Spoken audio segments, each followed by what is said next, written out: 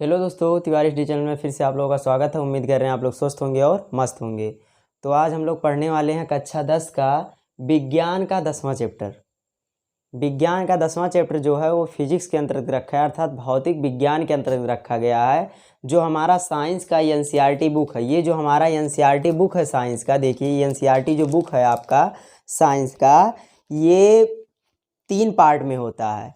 3 part, लेकिन ये जो पार्ट में डिवाइड नहीं किया गया है, एक ही बुक के अंतर्गत इसको रखा गया है। इसमें पहले रसायन विज्ञान है, उसके बाद में जीव विज्ञान है, और जो लास्ट में रखा गया पोर्शन उसका नाम है भौतिक विज्ञान, जो एनसीईआरटी के अकॉर्डिंग 10वें चैप्टर से स्टार्ट हो रहा है। तो आज हम लोग पढ़ने वाले हैं प्रकाश का परावर्तन, अर्थात रिफ्लेक्शन ऑफ लाइट। मतलब प्रकाश का परावर्तन क्या है, प्रकाश क्या है, दर्पण क्या है, गोलीय दर्पण क्या है, समतल दर्पण क्या है, तो ये सब हम लोग पढ़ने वाले हैं। तो आज हम लोग जो पढ़ने वाले हैं टॉपिक वाइज सही से पढ़ा रहे हैं। आप लोग अच्छे से इसी के अकॉर्डिंग नोट्स बनाइए, क्योंकि मैं सिलेबस से बाहर नहीं पढ़ा रहा हूँ, केवल बोर्ड का प्रिपरेशन करने के लिए पढ़ा रहा हूँ। तो जितना पढ़ा रहा हूँ आप अपना नोट्स बना लीजिएगा। तो देखिए पढ़ा क्या रहा हूँ, पढ़ना क्या हमको, पहला जो पढ़ना है हमको वो पढ़ना है प्रकाश। जैसे प्रकाश के बारे में पूछता नहीं है, लेकिन थोड़ा नॉलेज होना जरूरी है, प्रकाश क्या है क्या नहीं होता है। तो हम लोग पढ़ेंगे प्रकाश। उसके बाद में हम देखिए ध्यान दो, अब प्रकाश क्या होता है प्रकाश के बारे में पढ़ लेंगे। उसके बाद में प्रकाश के बारे में पढ़ने के बाद हम लोग पढ़ेंगे अपवर्तन, सॉरी अपवर्तन नहीं, क्या परावर्तन है। तो हम लोग क्या पढ़ेंगे, परावर्तन। चलिए परावर्तन हो गया। उसके बाद में हम अगला पढ़ेंगे दर्पण के बारे में, कि दर्पण होता क्या है। अच्छा, परावर्तन कहाँ से होगा, दर्पण से होगा। अगर दर्पण है तभी परावर्तन होगा, दर्पण नहीं है तो परावर्तन नहीं हो सकता है। समझ में आया। अब देखिए उसके बाद में हम लोग पढ़ेंगे समतल दर्पण।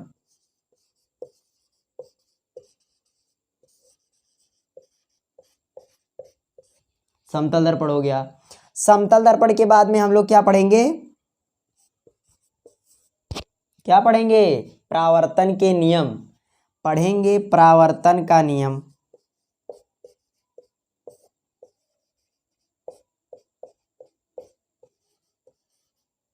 परावर्तन का नियम हम पढ़ेंगे।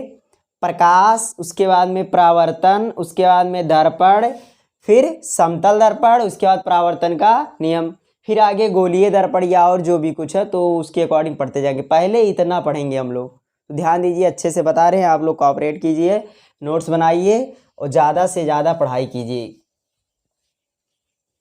तो देखिए पहला जो आपका टॉपिक का हेडिंग है वो है प्रकाश। प्रकाश क्या होता है, प्रकाश। प्रकाश क्या होता है, अर्थात लाइट क्या होता है। प्रकाश की इंग्लिश क्या होती है, लाइट होती है। तो प्रकाश क्या होता है, वैसे पूछता नहीं है प्रकाश क्या है क्या नहीं है, लेकिन बता रहे हैं आपको। आप ऐसे लिख सकते हो, देखो प्रकाश एक प्रकार की ऊर्जा होती है। नहीं जान रहे हो, नहीं पता है तो ऊर्जा है। प्रकाश एक प्रकार की ऊर्जा होती है जिसके द्वारा हम किसी वस्तु को देखते हैं, जिसके द्वारा हम किसी भी वस्तु को देखते हैं। अगर कोई वस्तु आपको दिखाई दे रहा है तो उसका कारण प्रकाश है। अगर प्रकाश नहीं होता तो आप किसी वस्तु को देख पाते, नहीं देख पाते। जैसे रात के टाइम में क्या होता है, कोई सोर्स नहीं होता, अगर लाइट का प्रकाश का कोई सोर्स नहीं होता है तो अंधेरे में कोई वस्तु दिखाई देती है, नहीं दिखाई देती है। तो इससे स्पष्ट चल रहा है कि प्रकाश ही वह माध्यम है जिसके द्वारा हम किसी वस्तु को क्या करते हैं, बहुत ही आसानी और सुगमता के साथ उसको देख लेते हैं। तो आप लिख सकते हो, एक लाइन में लिखोगे आप लोग, प्रकाश वह ऊर्जा है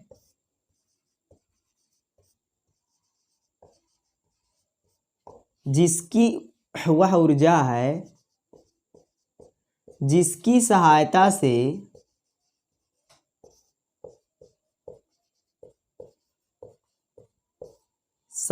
से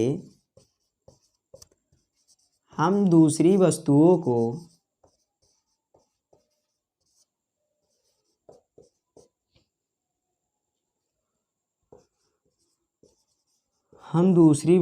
को देख सकते हैं।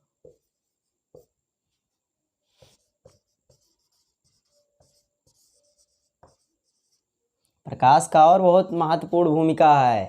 प्रकाश में अनेक प्रकार की घटनाएं होती हैं। प्रकाश के कारण ही हमारा जीवन रंगीन है, यानी कलरफुल है। हमारा जो लाइफ है कैसा है, कलरफुल है। समझ में आया? तो इतना आप लिख सकते हो। प्रकाश वह ऊर्जा जिसकी सहायता से हम किसी दूसरे वस्तु को देख सकते हैं, अर्थात किसी भी वस्तु को देखने के लिए प्रकाश की क्या होती है, आवश्यकता होती है। तो ये प्रकाश आपका खत्म हो गया। अगला देखिए दर्पण क्या होता है।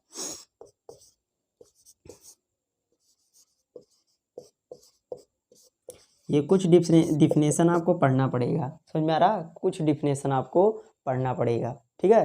तो देखिए दर्पण क्या होता है। दर्पण मतलब शीशा।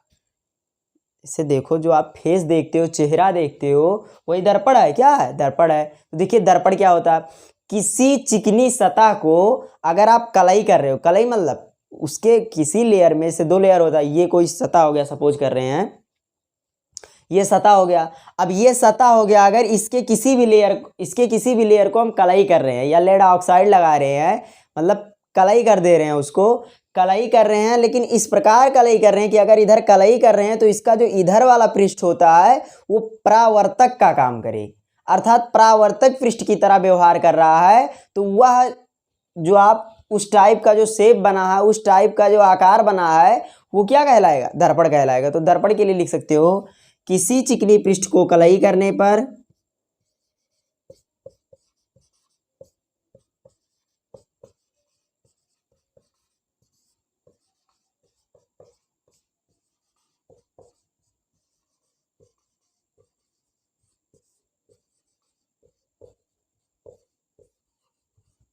किसी चिकनी पृष्ठ को क्या करते हैं? कलई करते हैं। किसी चिकनी पृष्ठ को कलई करने पर उसका दूसरा पृष्ठ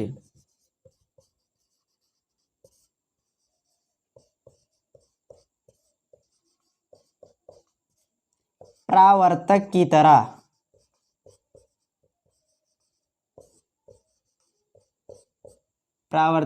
तरह व्यवहार करता हो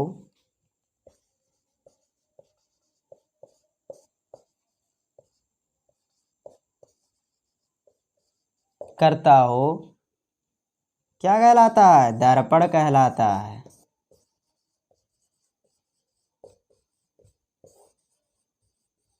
क्या कहलाता है? दर्पण कहलाता है।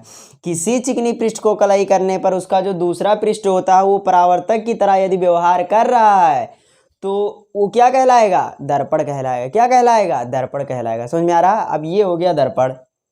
तो ये आपका प्रकाश और ये क्या हो गया? दर्पण हो गया। समझ में आया? इसे लिख लीजिए।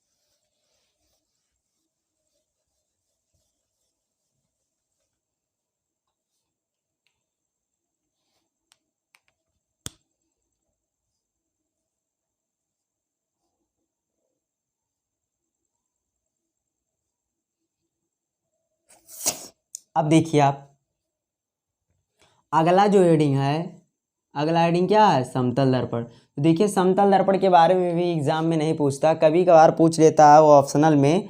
तो ऑप्शनल में किस टाइप का पूछता अभी बता रहे हैं। तो देखिए अगला जो हमारा टॉपिक है उसका नाम क्या है? समतल दर्पण, प्लेन मिरर, समतल दर्पण। अब देखिए समतल दर्पण क्या होता है। तो समतल दर्पण किसे कहते हैं? दर्पण तो आपको पता चल गया। तो जब कोई आप समतल पदार्थ को ले रहे हो, जब कोई आप समतल प्लेट को ले रहे हो और उसके एक लेयर को क्या कर रहे हो? कलई कर रहे हो, और उसका दूसरा लेयर किस तरह व्यवहार करने लगा? परावर्तक की तरह व्यवहार करने लगा। तो इस प्रकार का जो दर्पण होगा उसे क्या कहेंगे? समतल दर्पण कहेंगे। तो आप कह सकते हो किसी चिकनी प्लेट को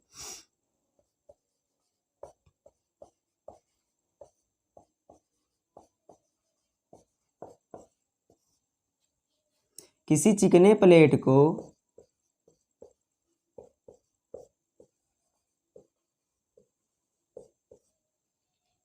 कलई करने पर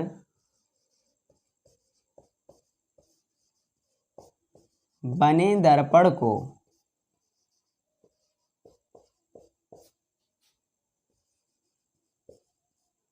समतल दर्पण कहते हैं। समतल दर्पण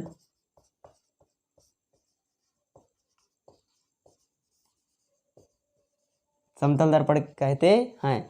किसी चिकने प्लेट को कलई करने पर बने दर्पण को समतल दर्पण कहते हैं। अब ध्यान दीजिए आप, इसमें इंपॉर्टेंट क्या होता है, तो ऑप्शन में यही चीज पूछता है कि समतल द्वारा बना प्रतिबिंब कैसा होता है। तो ध्यान दीजिए, समतल दर्पण के द्वारा बना प्रतिबिंब आभासी तथा सीधा होता है। समतल दर्पण, ये सपोज कर रहे हैं ये समतल दर्पण है, ये समतल दर्पण यहाँ कलई कर रहे हैं। सूर्य की, अब देखिए सूर्य की रोशनी आई पड़ी, किसी तरह से कुछ भी हुआ, तो जो दर्पण है, तो दर्पण के देखिए, दर्पण से जो प्रतिबिंब बनेगा वो प्रतिबिंब कैसा होगा, आभासी होगा, और कैसा होगा, सीधा होगा। और जो प्रतिबिंब होगा, जितनी बड़ा आप वस्तु ले रहे हो, अगर वस्तु इतना बड़ा है, जो आपका ऑब्जेक्ट है वो अगर इतना बड़ा है, तो उसका जो इमेज बनेगा वो पीछे उतना ही बड़ा बनेगा। जितनी दूरी पर आप वस्तु को रख रहे हो उतनी दूरी पर वो प्रतिबिंब प्राप्त कर लेगा। तो अर्थात समतल दर्पण के द्वारा बना प्रतिबिंब आभासी एवं कैसा होता है, सीधा होता है। तो लिख सकते हैं आप लोग, समतल दर्पण के द्वारा बना प्रतिबिंब, समतल दर्पण के द्वारा बना प्रतिबिंब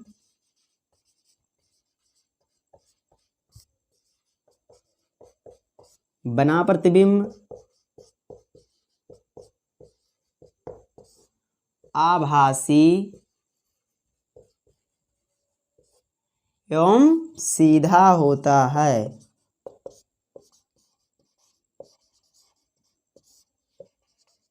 आभासी एवं कैसा होता है, सीधा होता है। तथा प्रतिबिंब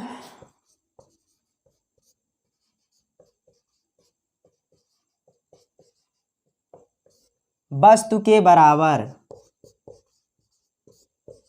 कैसा होता है, वस्तु के बराबर बनता है। तथा प्रतिबिंब वस्तु के बराबर बनता है।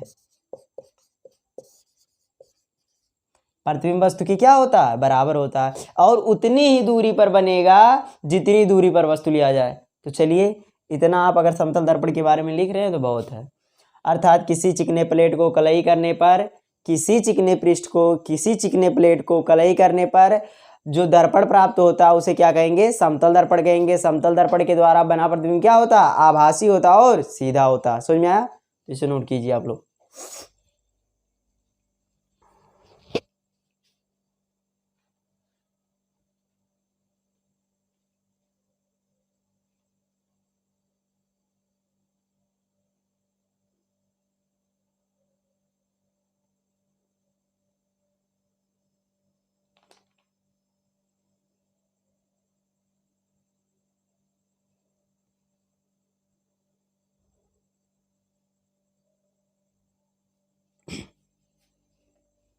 देखिए आगे,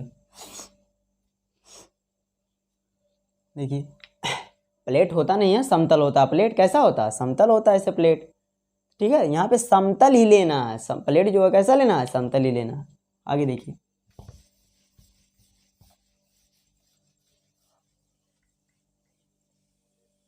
फिगर इसमें एक बनाना, बना लीजिए।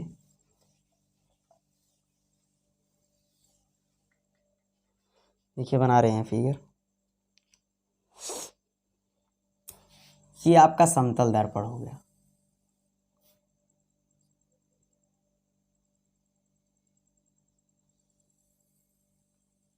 समतल है ना, समतल है समतल। ये आपका समतल दर्पण हो गया। चलिए, समतल दर्पण के पर एक अभिलंब खींच रहे हैं। अभिलंब मतलब 90 एंगल पे कोई लाइन खींचो। चलो खींच गया, खींच गया। 90 एंगल पे पटरी रख करके आप लोग खींचिएगा। अब देखिए यहाँ कोई सोर्स है, लाइट का सोर्स है, जैसे सूरज है। समझ में आया?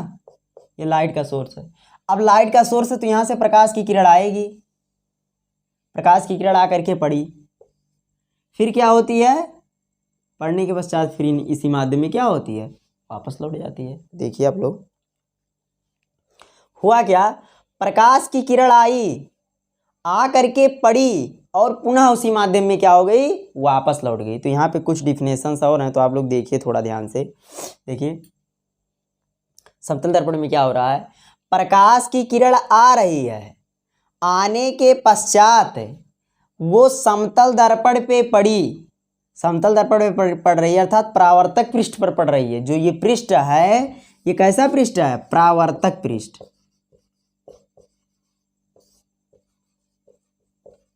परावर्तक पृष्ठ है। ये आपका कैसा पृष्ठ है, परावर्तक पृष्ठ है। तो इस आने वाली किरण को कहते हैं आपतित किरण। किसी प्रकाश स्रोत से चल करके परावर्तक पृष्ठ पर पड़ने वाली किरण को आपतित किरण कहते हैं। अर्थात किसी प्रकाश स्रोत से आने वाली किरण को क्या कहते हैं, आपतित किरण कहते हैं। ये लिखवाने की जरूरत नहीं है, आप याद रखोगे। किसी प्रकाश स्रोत से चल करके आने वाली किरण को क्या कहते हैं, आपतित किरण कहते हैं। अर्थात यह जो किरण आपकी है, कौन सी किरण है, आपतित किरण, आपतित किरण। अब देखिए, परावर्तन के पश्चात ध्यान दीजिए, वह किरण जो परावर्तन के पश्चात पुनः उसी माध्यम में वापस लौट जाती है, तो उस किरण को क्या कहते हैं, क्या कहते हैं, परावर्तित किरण, परावर्तित किरण।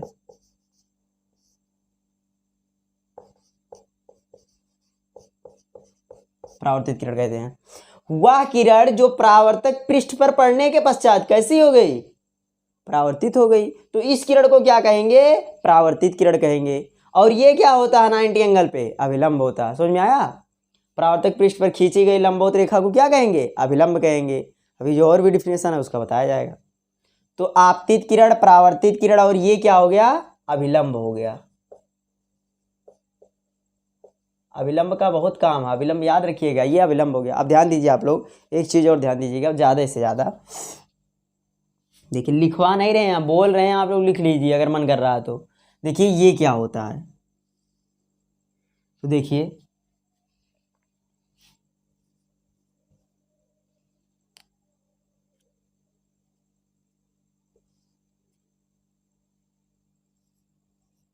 देखिए ये देखिए, आपतित किरण और अभिलंब, ये क्या है, अभिलंब, और ये क्या, आपतित किरण। तो देखिए, आपतित किरण और अभिलंब के बीच बने कोण को आपतन कोण कहते हैं। आपतित किरण और अभिलंब के बीच बने कोण को आपतन कोण कहते हैं।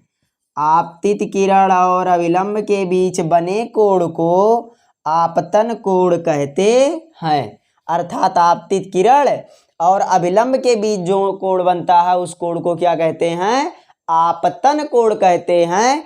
आपतन कोण को किससे लिखते हैं, आई से लिखते हैं, कोण आई, इंसिडेंट रे होती है ना आपतित किरण की इंग्लिश, तो इसीलिए इसको आई से डिनोट करते हैं। अब देखिए, परावर्तित किरण ये है, तो परावर्तित किरण तथा अभिलंब के बीच बने कोण को परावर्तन कोण कहते हैं। परावर्तित किरण तथा अभिलंब के बीच बने कोण को परावर्तन कोण कहते हैं। परावर्तित किरण तथा अभिलंब के बीच बने कोण को क्या कहते हैं, परावर्तन कोण कहते हैं। तो ये कुछ डिफिनेशन यहाँ पे कंप्लीट हो गया। अब ध्यान दीजिए, एक यहाँ पॉइंट होता है, आपतित किरण परावर्तक पृष्ठ के जिस बिंदु पर आकर के पड़ती है, आपतित किरण आपतित किरण परावर्तक पृष्ठ, ये कौन सा पृष्ठ है, परावर्तक पृष्ठ। देखिए, आपतित किरण परावर्तक पृष्ठ के जिस बिंदु पर आकर के पड़ती है उस बिंदु को क्या कहते हैं, आपतन बिंदु। उस बिंदु को क्या कहते हैं, आपतन बिंदु। ये ध्यान दीजिएगा आप लोग, कुछ नहीं है। आपतित किरण परावर्तक पृष्ठ के जिस बिंदु पर आकर के पड़ती है उस बिंदु का क्या नाम होता है, आपतन बिंदु नाम होता है। तो ये देखिए कितना डिफिनेशन क्लियर हुआ। आपतित किरण क्लियर हो गया, आपतन कोण क्लियर हो गया, परावर्तन कोण क्लियर हो गया, परावर्तित किरण क्लियर हो गया, अभिलंब के बारे में पता चल गया, आपतन बिंदु के बारे में पता चल गया और परावर्तक पृष्ठ के बारे में पता चल गया। परावर्तक पृष्ठ क्या होता है? वह पृष्ठ जिससे परावर्तन हो, ऐसा पृष्ठ जिससे प्रकाश की किरणों का क्या हो? परावर्तन हो, तो उसे क्या कहेंगे? परावर्तक पृष्ठ कहेंगे। समझ में आया? तो ये डायग्राम जो बना आप लोग बना लीजिए।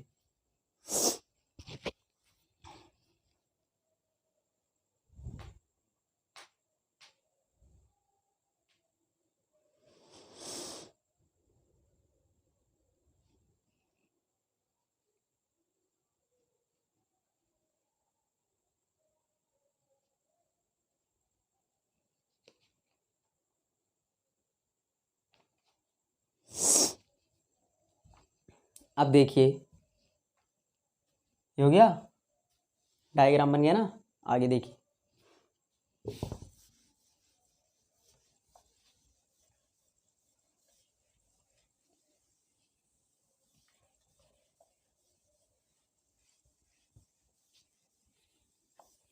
ध्यान दीजिए। अगला है प्रकाश का जो परावर्तन होता है उसका नियम क्या है? प्रकाश के परावर्तन का नियम, अगला जो आपका हेडिंग है परावर्तन के नियम।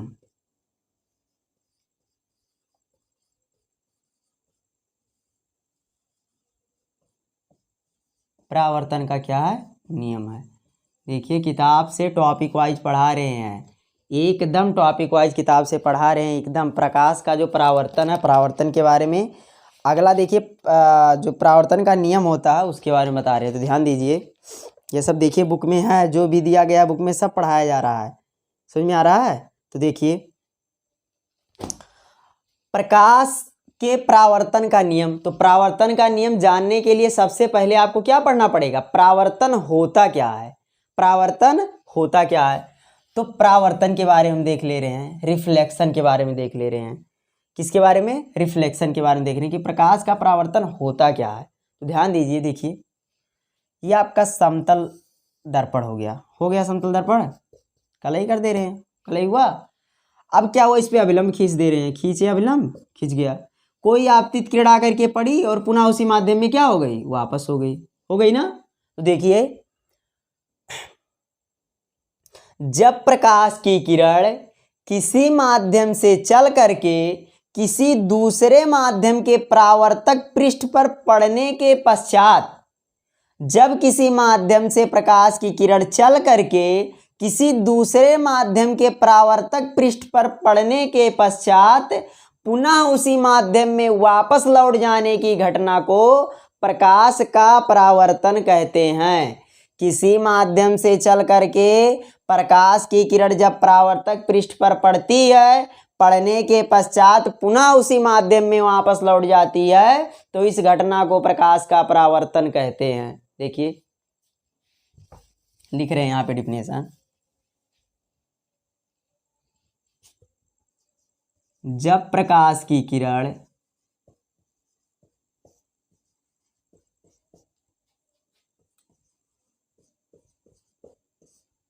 एक माध्यम से चलकर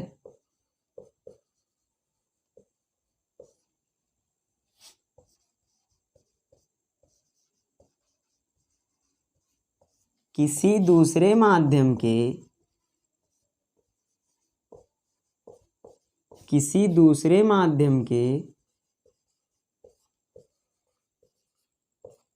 परावर्तक पृष्ठ पर, परावर्तक पृष्ठ पर ही तो पड़ेगी, परावर्तक पृष्ठ पर पड़ने के पश्चात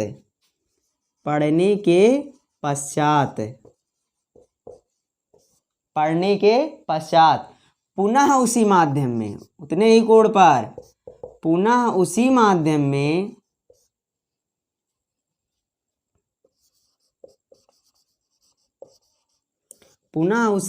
में वापस लौट जाने की क्रिया को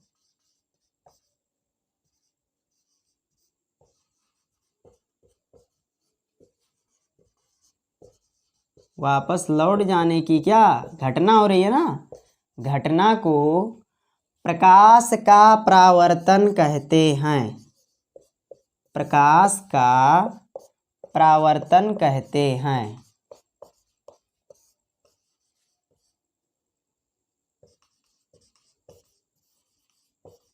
ध्यान दीजिए क्या लिखा है।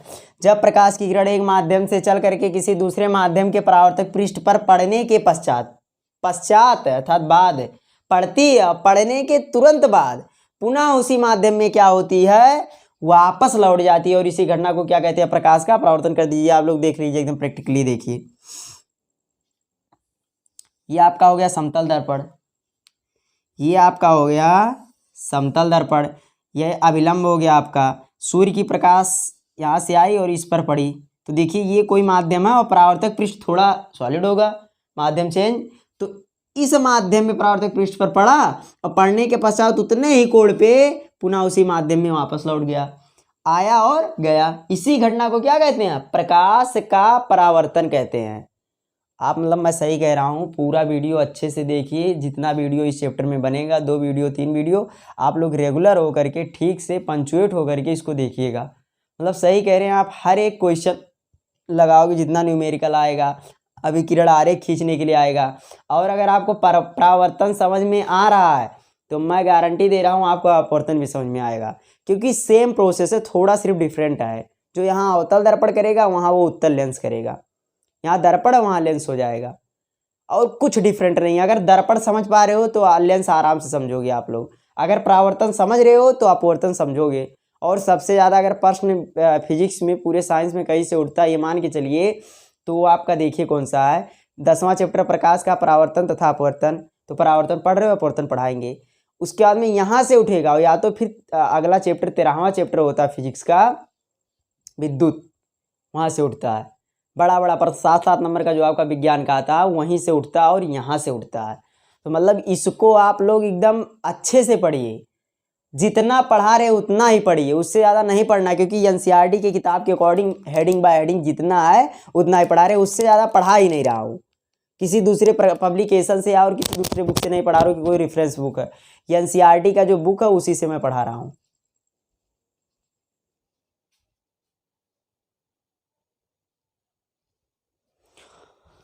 ये लिख लीजिए आप लोग, देखिए आगे।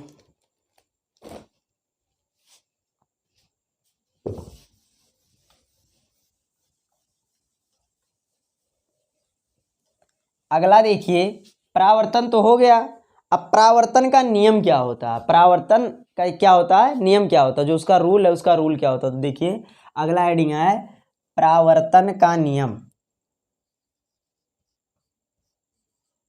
परावर्तन का नियम, तो देखिए हम आपको दिखा रहे हैं यहाँ पे डायग्राम में, देखिए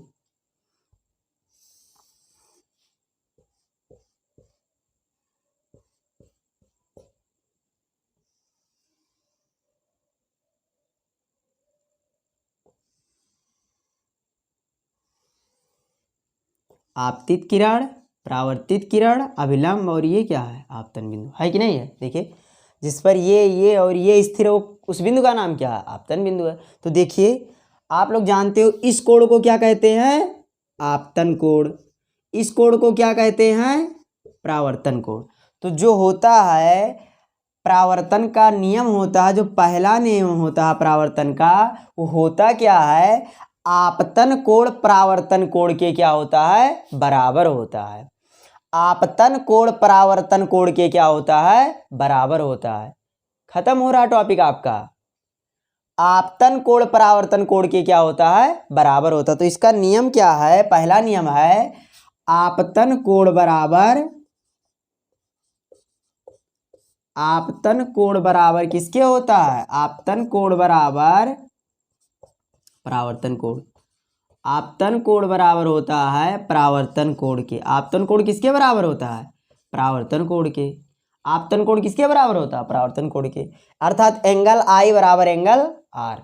दूसरा नियम देखिए आप लोग, प्रैक्टिकली देखिए आप लोग, देखिए आपतित किरण उसी बिंदु पर, अभिलंब उसी बिंदु पर, परावर्तित किरण उसी बिंदु पे। अर्थात आपतित किरण, परावर्तित किरण तथा आपतन बिंदु पर अभिलंब तीनों एक ही समतल में होते हैं, तीनों एक ही समतल में होते हैं। अर्थात लिख रहे हैं यहाँ पे आपतित किरण,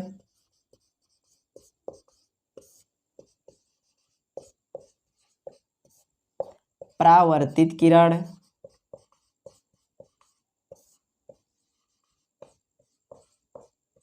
तथा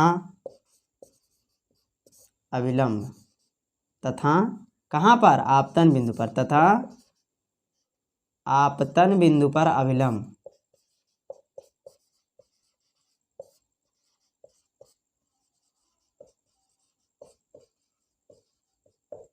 आपतन बिंदु पर अभिलंब तीनों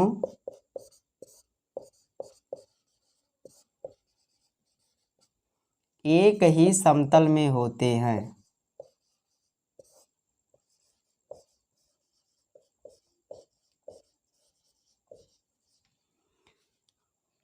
ठीक है, अच्छा देखिए ये सब कहाँ है, अभिलंब एक ही समतल में होते हैं, तीनों लिखने की जरूरत नहीं है। तो देखिए देखिए इधर ध्यान दीजिए। अच्छा देखिए ये भी इसी रेखा पर है, ये भी इसी पर है, ये भी इसी, आपतन बिंदु भी उसी रेखा पर, अर्थात ये एक समतल पर, समतल दर्पण है तो किस पर रहेगा, समतल पर रहेगा। तो ये आपका दो नियम हो गया, आप नियम रट लीजिए। रटना क्या, समझ लिए हैं, angle I equal to angle R, और ये सब कहाँ पर है, इसी समतल पर है, तो वही लिख दिया गया। ये दो नियम होता है। और अगर कुछ पूछेगा, अभी तक जो आप पढ़े हो उसमें से कुछ पूछ सकता है तो यही पूछेगा। अभी तक जो आपको पढ़ाया गया है, बताया गया है, अगर उसमें कुछ पूछने वाली बात है तो यही है, उसके आगे वाला नहीं पूछेगा कुछ भी। आप ये मान के चलिए। हाँ, परावर्तन क्या होता है ये पूछ सकता है, परावर्तन किसे कहते हैं तो ये पूछ सकता है। तो परावर्तन तो एकदम सिंपल है, प्रकाश की किरण आई, पुनः उसी माध्यम में वापस लौट जाती है, यही घटना को प्रकाश का परावर्तन कहते हैं। जब प्रकाश की किरण किसी माध्यम से चल करके किसी दूसरे माध्यम के परावर्तक पृष्ठ पर पड़ती है और बिना विचलित हुए उसी मार्ग में पुनः वापस लौट जाती है, तो ये घटना क्या कहलाती है, प्रकाश का परावर्तन कहलाता है। तो परावर्तन आप बता सकते हैं। समझ में आया? तो ये चीज आपका भी खत्म हो गया। अगला देखिए टॉपिक, इसे लिख लीजिए पहले।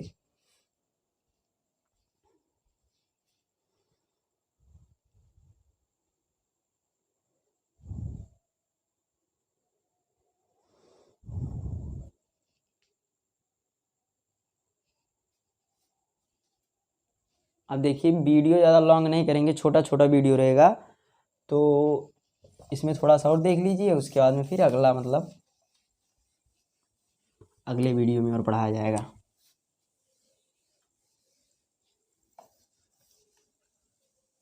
अब देखिए आप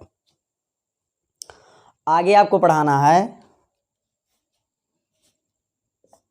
यहाँ से अब आपका समझ लीजिए कि जो पेपर में आने वाला प्रश्न है यहाँ से स्टार्ट हो रहा है। अगला आपका गोलीय दर्पण,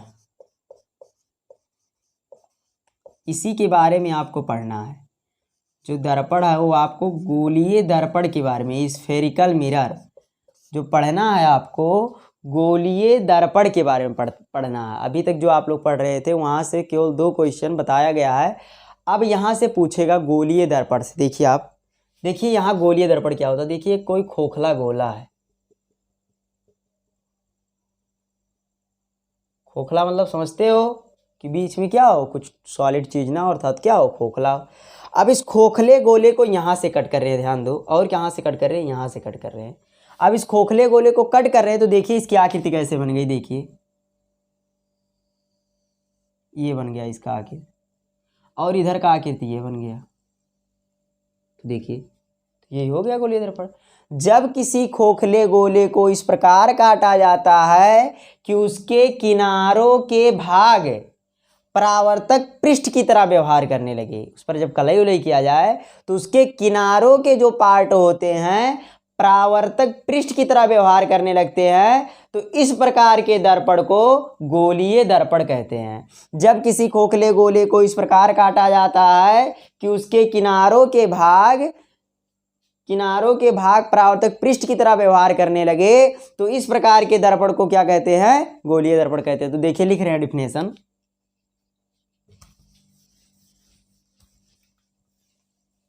लिख रहे हैं। देखिए जब किसी खोखले गोले को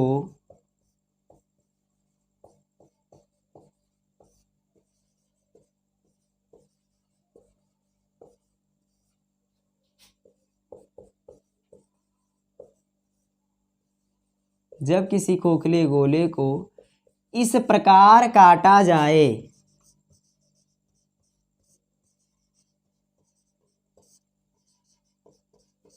इस प्रकार काटा जाए कि उसके किनारों के भाग, उसके किनारों के भाग परावर्तक पृष्ठ की तरह, किसकी तरह? परावर्तक पृष्ठ की तरह व्यवहार करने लगे, परावर्तक पृष्ठ की तरह व्यवहार करे,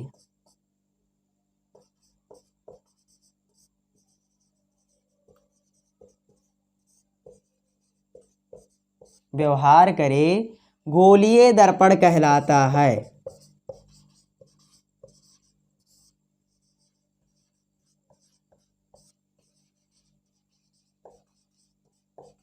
गोलीय दर्पण कहलाता है। ध्यान दीजिए, जब किसी खोखले गोले को इस प्रकार काटा जाए कि उसके किनारों के भाग परावर्तक पृष्ठ की तरह व्यवहार करे, गोलीय दर्पण कहलाता है। तो यह जो दर्पण आपका है, क्या कौन सा दर्पण कहलाता है? गोलीय दर्पण कहलाता है।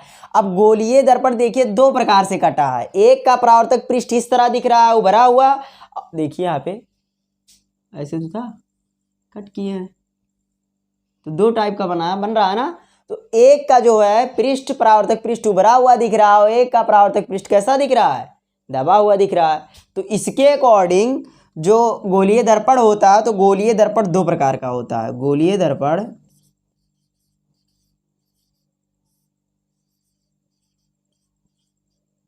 दो प्रकार का होता है।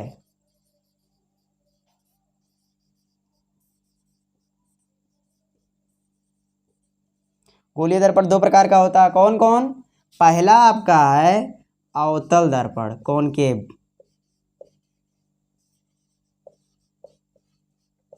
और दूसरा आपका है उत्तल दर्पण।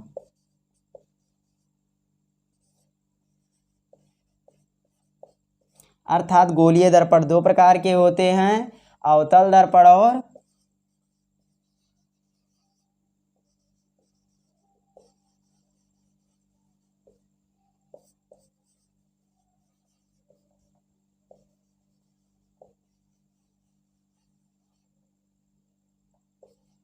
ठीक। गोलीय दर्पण कितने प्रकार का होता है? दो प्रकार का होता है, अवतल दर्पण और उत्तल दर्पण। इसे नोट कर लीजिए आप लोग।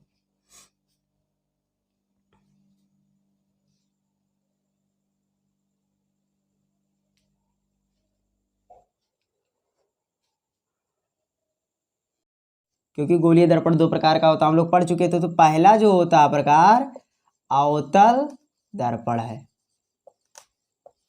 अब देखिए अवतल दर्पण क्या होता है। तो जब हम खोखले गोले को काटे थे तो दो प्रकार का शेप पाए थे, जिसमें से एक आपका इस तरह से था, इस तरह से,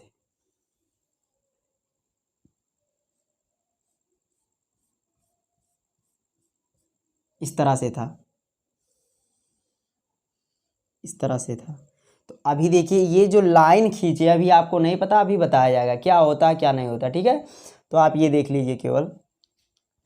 अब इस तरह से इसमें परावर्तन होगा, यहां से प्रकाश की किरण आएगी, इस तरह से कहीं निकलेगी, यहां से आएगी, इस तरह से कहीं निकलेगी। समझ में आ रहा है? अर्थात ये जो दर्पण दिख रहा है आपको, इसके दबे हुए भाग से क्या हो रहा है? प्रकाश का परावर्तन हो रहा है। तो कह सकते हो वह दर्पण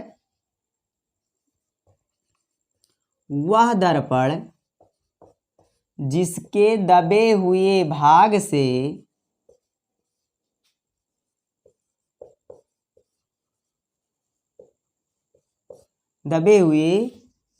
से प्रकाश की किरणों का परावर्तन होता है,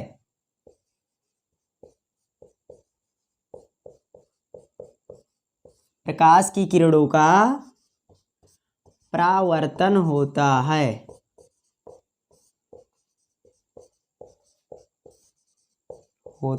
है, तो उसे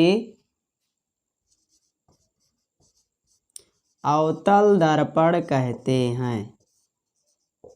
तो उसे क्या कहते हैं? अवतल दर्पण कहते हैं। अब अभी एक चीज़ लिखवा रहे हैं आप लोग, क्यों लिख लीजिए, क्योंकि आगे उसे समझा कर बताया जाएगा। जो अवतल दर्पण की फोकस दूरी होती है, अभी आपको पता ही नहीं है फोकस दूरी क्या है, ठीक है, क्योंकि बताया नहीं गया है। तो अभी बताएंगे फोकस दूरी क्या होती है और ये कैसी होती है, अवतल की और उत्तल की कैसी होती है। तो यहाँ पे आप लोग देखिए, जो अवतल दर्पण की फोकस दूरी होती है वो नेगेटिव होती है। तो अवतल दर्पण की फोकस दूरी, अवतल दर्पण की फोकस दूरी फोकस दूरी को स्मॉल एफ से लिखते हैं। फोकस दूरी ऋणात्मक होती है।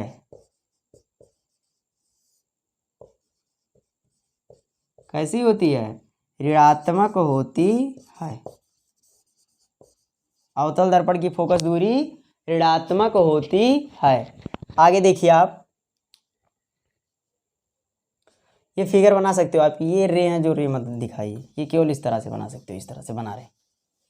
यहाँ देखिए बना रहे हैं।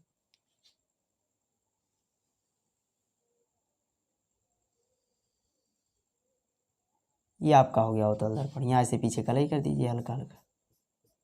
ये आपका क्या हो गया? अवतल दर्पण। तो ये फिगर बना लीजिए, ये डिफिनेशन लिख लीजिए। ये लिखिए आप लोग, फटाफट लिखिए, टाइम नहीं है ज़्यादा।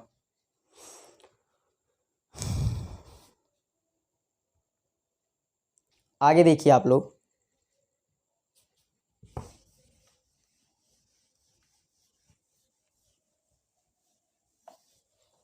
अगला है उत्तल दर्पण।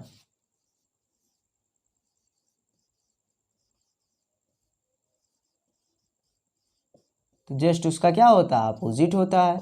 उसके दबे हुए भाग से हो रहा तो इसके उभरे हुए भाग से होगा। तो वह दर्पण जिसके उभरे हुए भाग से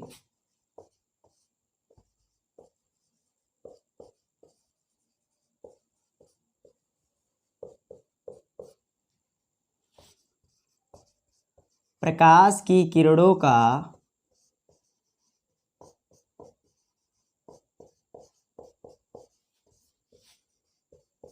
परावर्तन होता है।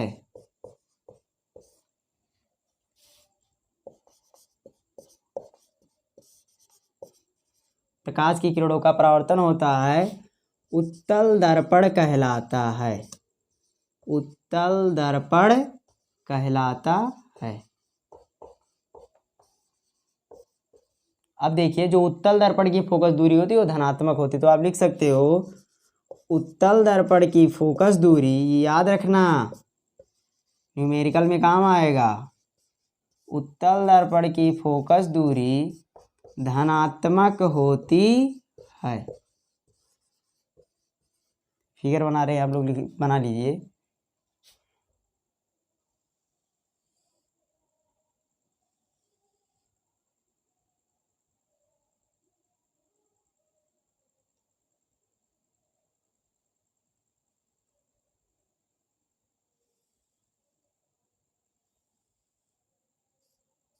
इधर से कलई किया गया है, अर्थात प्रकाश की किरणों का परावर्तन उधर से हो रहा, ऐसा ही है। एक ही बात, चाहे इधर से घुमा दीजिए, अगर किताब में आपके इधर से दिया है तो इधर से कर दीजिए, क्या दिक्कत है। देखिए इधर से दिया ना, चलिए ठीक, ये हो गया। इधर कर दीजिए, इस तरह से इधर कर दीजिए। तो जिस तरह से दिया हो, मतलब जो उभरा हुआ पार्ट है वहीं से क्या होगा? प्रकाश का परावर्तन होगा। तो इसे बना लीजिए।